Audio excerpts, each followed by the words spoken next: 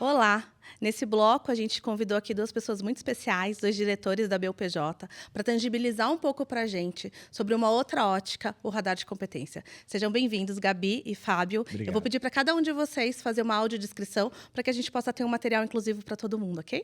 Claro. Obrigada, é um prazer estar aqui com vocês. Meu nome é Gabriela, eu sou uma mulher branca, tenho cabelos castanhos na altura do ombro, estou vestindo uma blusa azul e uma calça verde. Oi, gente, tudo bem? Eu sou o Fábio, eu sou um homem branco, tenho cabelos castanhos, uso óculos e eu estou vestido todo de preto com um tênis marrom. Muito bem. Vamos lá, é um bate-papo. A ideia aqui, eu vou direcionar algumas perguntas para vocês, mas se Legal. vocês quiserem se complementar, se quiserem trocar, zero problema, tá bom? Fábio, então eu vou começar com você. Tá bom. Conta pra gente como é que as competências do radar foram definidas e como é que elas estão alinhadas à estratégia da BUPJ. Dani, as competências foram super bem pensadas, mas para além da estratégia da BUPJ, ela foi pensada para a estratégia do banco e, sobretudo, para a cultura do banco. Excelente. Hoje a gente tem quatro grandes blocos no nosso radar de competência, que é liderança, comportamento, negócios e técnico, e elas têm uma relação bastante direta com a nossa cultura. Então, quando a gente fala que a gente trabalha para o cliente, dentro do nosso bloco de negócios tem um item que fala de fluência com o cliente, então conversa diretamente. Quando a gente fala que a gente não sabe de tudo, tem dois blocos, né? Tem o bloco técnico que fala que a gente precisa ter conhecimento de mercado, então a gente precisa saber o que a nossa concorrência está fazendo.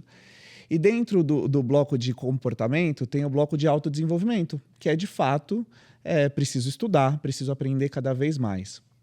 Então, ela tem uma super relação. Quando a gente fala que a gente coloca o cliente no centro, que a gente trabalha para o cliente, praticamente todas as subcompetências dentro de cada bloco têm a relação direta com o nosso cliente. Então, ela foi pensada, sim, para a BUPJ, ela foi pensada, sim, para a estratégia do banco, mas, sobretudo, para casar com a nossa cultura. Então, ela conversa diretamente com a nossa cultura. E na minha opinião, além de fomentar a nossa cultura, é uma forma de auto se desenvolver mesmo. É você saber exatamente o que o banco espera de você e como que você pode contribuir com o banco. Foi assim que foi desenvolvida o nosso radar de competência e todos os blocos dentro dele.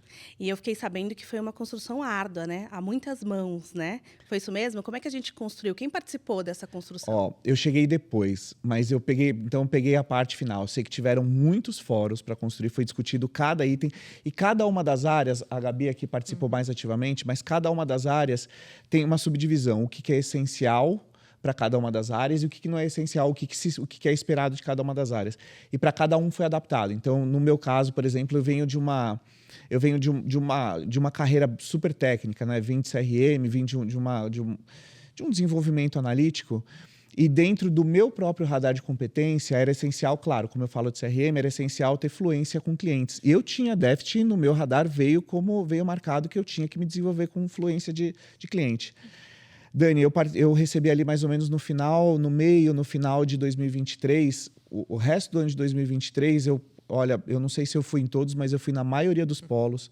Eu fui visitar uma série de clientes, justamente para tentar me desenvolver. Acho que ainda nem cheguei no meio do caminho, acho que ainda tem um caminho para percorrer. A Gabi está muito mais próxima do cliente, eu ainda estou na vertente mais técnica, mas me deu esse radar, né? Me deu esse guia de onde ir. Então, foi desenvolvido, respondendo sua pergunta, foi desenvolvido pensado para cada área, o que era essencial, o que não era essencial. Foi muito discutido e, no meu caso, fez bastante sentido. Muito legal, e legal esse seu depoimento espontâneo, né? De um lugar de que a gente não sabe tudo e em todas as posições a gente tem coisa para aprender. Então, Verdade. muito legal. Obrigada por compartilhar. Legal. Acho que isso torna mais humano e mais tangível esse processo de desenvolvimento. E aí, Gabi, vou jogar a bola para você. Tô vendo aí que você está com a camiseta do Jogando Junto. Eu vou jogar a bola para você. Sobre a ótica de desenvolvimento, como é que você usou a ferramenta do radar de competência para desenvolver os seus superintendentes? Como é que a gente explorou os resultados? Como foi esse depara aí a partir da avaliação e o processo de desenvolvimento, essas conversas de desenvolvimento? Perfeito.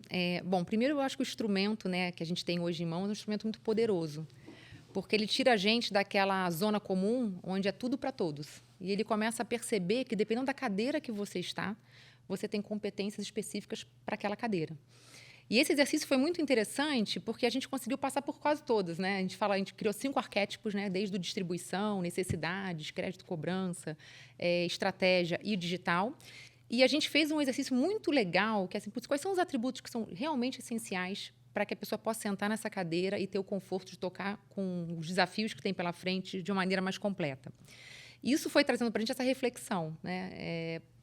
Algumas cadeiras demandam competências diferentes e alguns colaboradores, aí, tanto o líder quanto o liderado, eles têm gaps em relação a essas competências que também são diferentes. Então, acho que a grande riqueza de tudo isso que foi construído e que a gente utiliza hoje no nosso dia a dia junto com os nossos colaboradores são as possibilidades de customizar e focar naquilo que de fato faz a diferença. Então, temos visto um resultado muito legal quando a gente aborda de uma forma mais unitizada. E mais direcionada, né? E vocês citaram os dois, a questão das competências diferenciadoras, essenciais, no comecinho, no primeiro bloco, a Carlinha explica para a gente bastante esse conceito, mas acho que o mais importante é reforçar que as essenciais estão ligadas com o que você precisa entregar para agora, para a tua função, imediatamente. Sem dúvida. E as diferenciadoras são as que podem alavancar suas carreiras. E aí, jogando a bola para os dois aqui, a gente está falando de uma ferramenta que não é de performance ou de avaliação diretamente, ela é uma ferramenta de desenvolvimento. E a gente tem dois tipos de conversas, normalmente, no colo da liderança, eu brinco, né? Conversas de feedback e conversas de desenvolvimento de carreira. Essa é uma ferramenta que permite a gente trabalhar essa conversa nos dois lugares. Como é que foi a estratégia de vocês para essas conversas? Como vocês prepararam? Como é que os superintendentes receberam isso? E a minha pergunta é porque esse material vai servir para vocês, líderes, agora, que vão entrar nesse processo. Então, se vocês tivessem que resumir algumas dicas de como essas conversas têm que ser preparadas, do que usar para o feedback, do que usar para uma conversa de carreira, quais seriam elas? Eu vou começar aqui do meu lado. Você sabe que o radar, na verdade, ele dá o de concreto, ele deixa ali na sua mão o que acontece no dia a dia. Então, eu estou muito próximo do meu time e quando a gente marca que precisa ser desenvolvida alguma característica, é legal você levar um pouco do dia a dia. O exemplo que fez com que você marcasse. Então, se você tem déficit de conhecimento de mercado, por que eu marquei isso? Quais foram as situações que ficou presente que faltava essa competência? Na minha opinião, é um tipo de marcação que você mostra o que tem que desenvolver e aí entra o gestor dando o exemplo do dia a dia do porquê que você está marcando aquele tipo de desenvolvimento.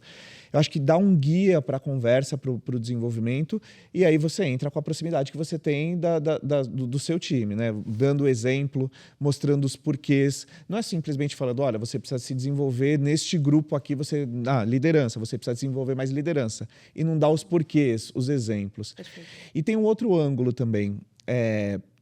Como o radar de competência para BOPJ, né? Ali praticamente toda a liderança tem, você começa a também olhar o lado positivo da coisa e ter as referências.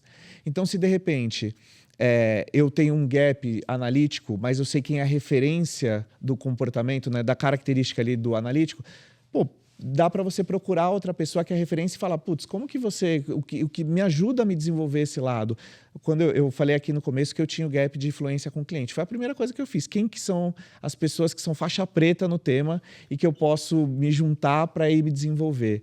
Eu acho que esse ponto de vista de, além de dar os exemplos, o gestor dar o exemplo, o de quem receber esse feedback também procurar quem são as referências no assunto pode ajudar a se desenvolver também. No meu caso, fez bastante sentido. Muito bom. Gabi, dicas aí para essa liderança que vai fazer essas conversas agora? O que vem à minha cabeça quando a gente fala de dicas é que quando você tem uma solução para um problema que existe, ela é muito, muito abraçada, né? E acho que o radar de competências é isso, né? A gente procurou a solução para alguns problemas que a gente tinha. Não foi algo que veio e, enfim, não tinha um motivo. A gente encaixou, né? A gente encaixou bem, exatamente. E isso acaba sendo uma coisa natural. Então, quando eu olho o radar de competências, a gente tem que abraçar como gestor e usar aquilo no nosso dia a dia. Né? Ele não é uma ferramenta como um rito que você vai fazer, óbvio que você vai fazer uma vez por ano, 2 vezes por ano, mas é aquilo que te faz realmente cumprir um gap que hoje a gente tem, de forma organizada. E eu gosto muito quando o Fabinho fala das referências, porque no fundo é isso, né? A gente é um time, a gente tem falado isso bastante aqui, a gente se complementa sobre diversos aspectos e cada vez mais que a gente tem uma forma organizada, uma agenda organizada de identificar pessoas que fazem bem, pessoas que têm oportunidade sobre alguma ótica, e a gente se complemente, a gente forma um time muito mais forte. Então, a minha dica não é bem uma dica, é usem porque a gente precisa. E nesse processo, vai ser um processo de aprendizado. Quando a gente fala de líder e liderado, aqui é um aprendizado para os dois lados. Então, é muito importante que a gente entenda aquilo que é colocado como um gap, é muito importante que a gente entenda aquilo que a gente é referência. É muito importante que a gente entenda aquilo que é essencial para a nossa função, aquilo, como a gente falou aqui, que é um diferencial. Porque a partir desse entendimento claro, dessa identificação e desse trabalho em conjunto, a gente consegue ir mais longe. Autoconhecimento é uma bênção, né? Eu brinco que, às vezes, a ignorância é sábia. A gente não sabe alguma coisa, mas a gente não saber o que a gente precisa desenvolver na nossa própria carreira, é muito importante, abre os caminhos para que essas carreiras possam ser evolutivas. Sem dúvida. Queria super agradecer o papo de vocês. Legal.